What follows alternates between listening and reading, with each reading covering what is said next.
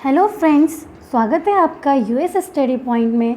आज मैं आपके सामने एक और नई कहानी लेकर आई हूँ जिसका आपका प्रेरक प्रसंग है ईश्वर पर विश्वास। एक अमीर इंसान था। उसने समुद्र में अकेले घूमने के लिए एक नाव बनवाई। छुट्टी के दिन वह नाव लेकर समुद्र की सैर करने निकला।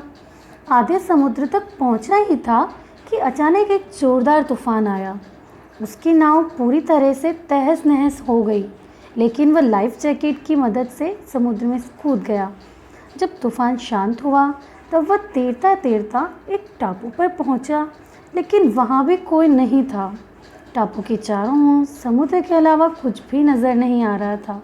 उस आदमी ने सोचा, जब मैंने पूरी ज़िंदगी में किसी का कुछ बुरा नहीं किया, किसी के साथ मैंने कोई गलत काम नहीं किया, तो मेरे साथ ऐसा क्यों हुआ कि भगवान ने मेरे साथ ऐसा क्यों किया।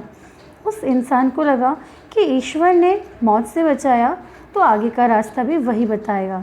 धीरे धीरे वह उगे झाड़ फल पत्ते खाकर दिन बिताने लगा। अब धीरे धीरे उसकी आस टूटने लगी थी। ईश्वर पर से उसका यकीन उठने लगा। फिर उसने सोचा कि पूरी ज़िंदगी यहीं इस टापू पर ही बितानी है, तो क्यों ना एक झोपड़ी बना ली जाए। फिर उसने झाड़ की डालियों और पत्तों से एक झोपड़ी बनाई।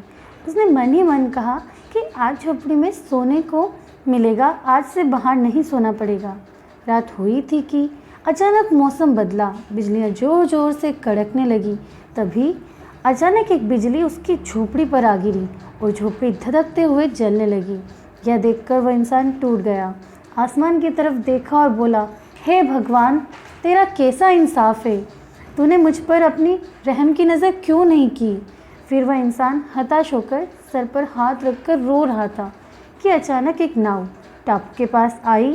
नाव से उतरकर दो आदमी बाहर आए और बोले कि हम तुम्हें बचाने आए हैं। दूर से इस वीरान टापू में जलता हुआ झोपड़ा देखा तो लगा कि इस टापू पर कोई मुसीबत में है। अगर तुम अपनी झोपड़ी नहीं जलाते तो तुम्हें पता ही नहीं चलता कि टापू में कोई है। उस आदमी की आंखों में आंसू गिरने लगे। उसने ईश्वर से माफ़ी मांगी और बोला कि हे भगवान, मुझे क्या पता था कि तूने मुझे बचाने के लिए ही मेरी झोपड़ी बनाई थी और मैं अनजानवश तुमसे शिकायत करने लगा। यकीनन तू अपने भक्तों का हमेशा ख्याल रखता है।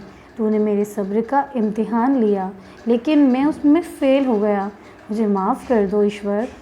वो ईश्वर अपने भक्तों से दूर नहीं, उसे सब पता चल गया और अपने भक्तों को कब और कैसे देना है ये बात तू अच्छे से जानता है। मुझे माफ़ कर दे। तो इसी प्रकार हमको ईश्वर से आस बनाए रखनी चाहिए। वो ईश्वर अपने भक्तों से दूर नहीं होते जिनको भगवान पर विश्वास होता है,